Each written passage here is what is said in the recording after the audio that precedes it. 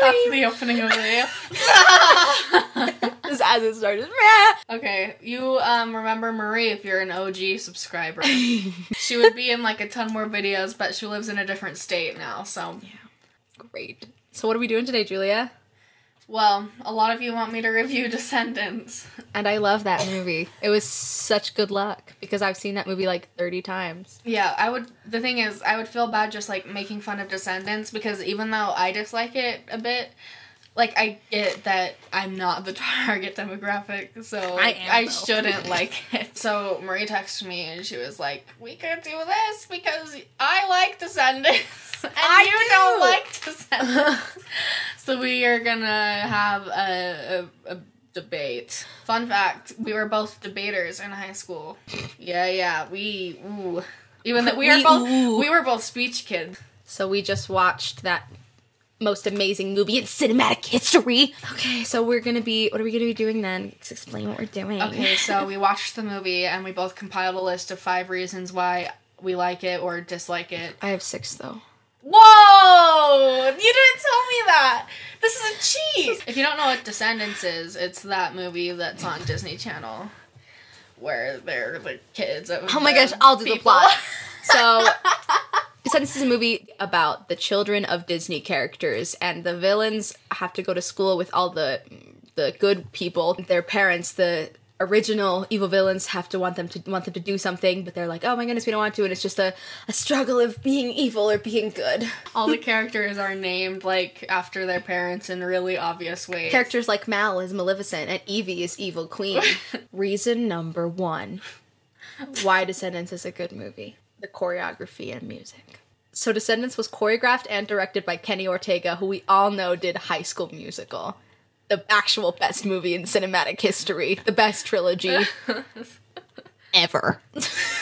No argument there. No argument there. Musical Can't beat High School Musical. And I'm currently going to school for musical theater, and I've taken a few dance classes and been in a few shows. And the choreography in the show is very dynamic and uses a lot of space. A lot of musicals don't do that. I've been in musicals where you just go into lines and windows and they're bad. And the music itself, I mean, let's be real, there are some songs that are kind of like mediocre at best, and you kind of watch them and you're like, I think that's every song. Okay. Counter, Julia was literally like, I like this song. When did that song happen? And that was the one song I like. It's a good one. It, though. Did I mention I'm in love with you? And did I mention there's nothing I can do? See, that one has like a catchiness to it. The other ones, like, I literally can't remember how they go. Maybe the one line in Rotten to the Core, because it's rotten to the core. I'm rotten to the core, rotten more. I mean, the music is Disney music. It's like, you know, it's Disney, so it's like not gonna be amazing Broadway material, but it gets the point across. Next. My second point, which is now my first point. Is that the songs are dumb. Case closed. Your explanation was, I do theater and I think so. Okay, you did say like it uses space and it's unique, but that was mostly the choreography part. The songs, you said, they get the point across. I don't think that makes a good song. I think a lot of bad songs get the point across. You know, Friday, Rebecca Black, I totally get that song. It's about the fact that she thinks Friday is dope. It is! It's Friday today! Dope! Okay, here was the main thing I wanted to talk about.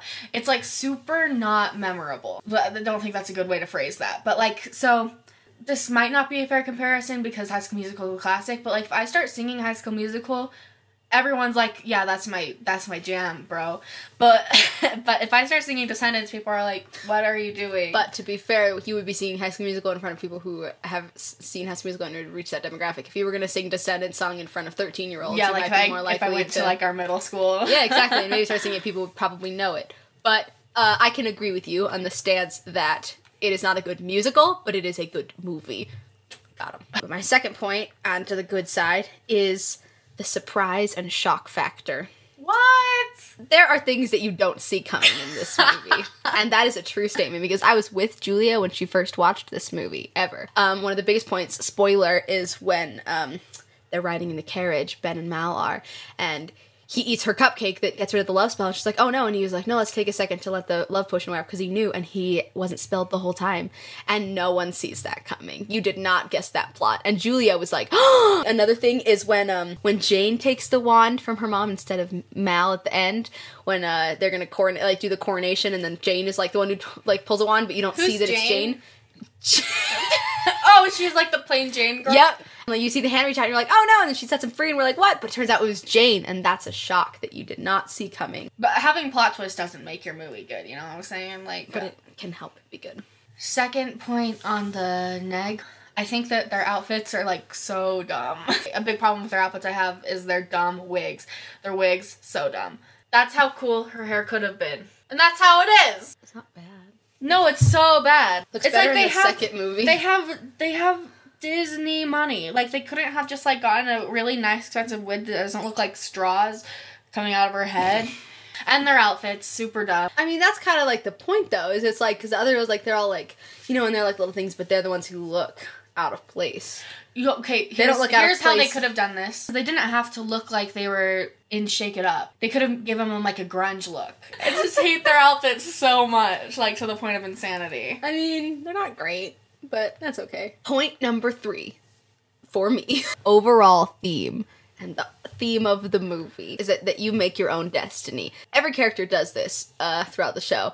But it starts right off with Ben. Like, the first plot point is when Ben comes up and it's like, oh, I'm gonna be the king, and he's getting his little suit all tailored, and he's like, I'm gonna make my first proclamation, which is, let the kids of the Isle come to school here. And his parents are like, what? Because they're like, the beast or whatever, and so they're like, no, you can't do that. But he's like, no, you know, they deserve a chance. Like, he's the one who kickstarts all of this, because he's like, I'm gonna make my own destiny. Boom. And then that kickstarts everybody else too.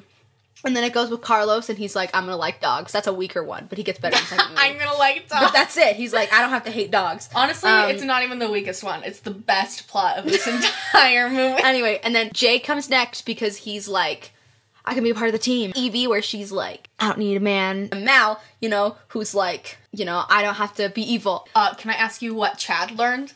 What did Doug learn? God, I didn't know we were going to talk about the minor characters. I mean, Chad should have learned that he doesn't need to be a dick. He kind of learns that in the second movie. He does? Yeah. I don't remember the second movie at all. He's even in that movie? I don't... Yeah.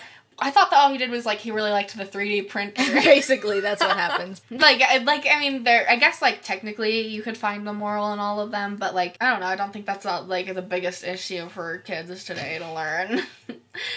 They can create their own destiny. Fair. My third point for the I don't like this movie side of the argument. There's too many characters that they try to put emphasis on, like with your moral point, like they have so many stories that none of the stories are actually significant. And also, just like in the same point of characters, in the beginning, like you only know them as who their parents are, so then the exposition is weak because their only relevance, like in the beginning, the only reason that we're supposed to care about them is because they're their parents' kid. Like, I don't really root for any of them. I mean, that's also because you're 19 years old. That's true.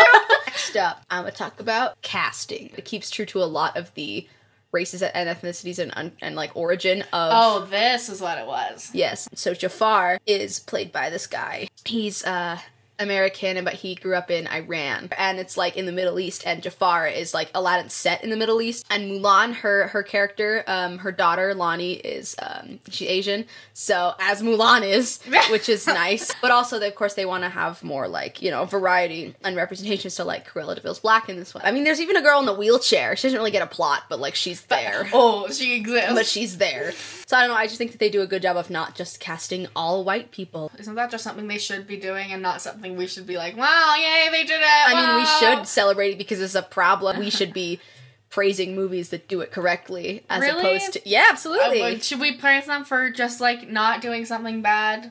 We, like, good job not whitewashing. We should acknowledge. Yeah, I mean, yes, because that's what our cinematic industry is doing a lot. Okay, fine. But I still don't think that makes the movie good. The fourth one I talked a lot about while we were watching it, but the color grading is, like, so ugly. It's just annoying because they basically give them, like, really vibrant outfits, and they also have, like, pretty vibrant sets. Like, in the back you can see, like, the colored walls and things like that, and when they're in the forest, like all that green, like there's so many colors, but it's just everything is just so bland. Like they need to turn up that saturation. I mean, a part of that I think is attributed to the version we watched, because we were watching it on like 1, 2, 3 we watch movies. it all. I only watch movies illegally. My next point, my 5th point, is that it deals with some important issues, especially for the youth of our age. Absolutely. I think that Evie's storyline is good because she lives her whole life with her mom telling her, like, what are you gonna do? Get a castle with lots and lots of mirrors, you know,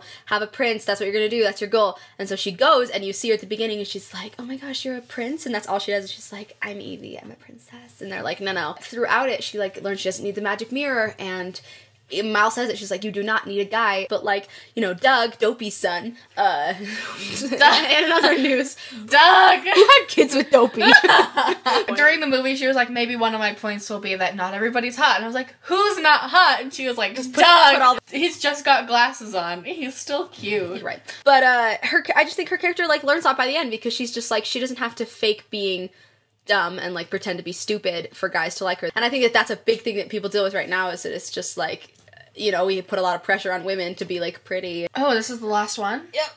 Oh, yeah, I could only really come up with 4, so my 5th one was just, like, little things that annoy me. One of them annoys you, too. When they're all frozen, you can see them moving. That one's a little bit bad. Also, it's annoying that when they were making her hot, they could have, like, I don't know, done more or, like, made her look ugly in the beginning, but they just gave her long hair. That's not a big difference. Oh, and the whole plot where, like, Mel can't cry and then she can cry, I hate everything about that. Like, stop it. Everybody has the ability to cry. Nobody has never cried in their life. I had a friend who told me he doesn't know how to cry, and I was like, okay, cool. Well, tell him he's wrong and he's lying. Stop, Julia. Can I do a throwaway point, since you kind of had 2 in that one? Evil comes in many forms. What? Because, I just saw Hunchback of Notre Dame last night, a show that I saw. And in it, who is the man and who is the monster? And it's like, that kind of plot, I think, comes into play, because it's like, Chad is like, you know. Chad, you're not gonna make use Chad the same moral as, like, the Hunchback. I'm gonna use Chad, because Chad is like this, like, sweet, and he's like, you know, I'm gonna talk to you, and, you know, you sound pretty cool, but then he's like, maybe you could do my homework. And then in the end, he just becomes a sleaze. Who's really the villain, and who's the, you know, who's the villain in this movie? Okay, that you just applied way too much complexity to this movie. It is not that complex. It is not like, who is the villain? I think it is. Everybody has their flaws. What accent? What accent was that? I don't know. I can do a really good, like, sad English. Alright, let's go! We're going on an adventure! That's like an adventure. Thanks for watching this video. So grateful. Ultimately, I actually don't hate this movie that much. I just, like, I don't care. Like, obviously, like, if I was a kid, I would like it. Ultimately, I like this movie. It's not amazing, but it's one of those movies that I continue to watch. The conclusion is, it's not a great movie, but it's also not awful. Mm-hmm. It's up to you. Leave in the comments below if you think it's a good movie or not. Let us know what you think about it, but don't get mad at us if you believe it or not. This is just for fun. Okay, how do you end these? Like, literally, I don't know. Okay, well, goodbye. Like and subscribe. I don't tell anybody to subscribe, because I think if they want to, they will. Like, I don't need to remind them. I don't care if you subscribe. Okay. Later.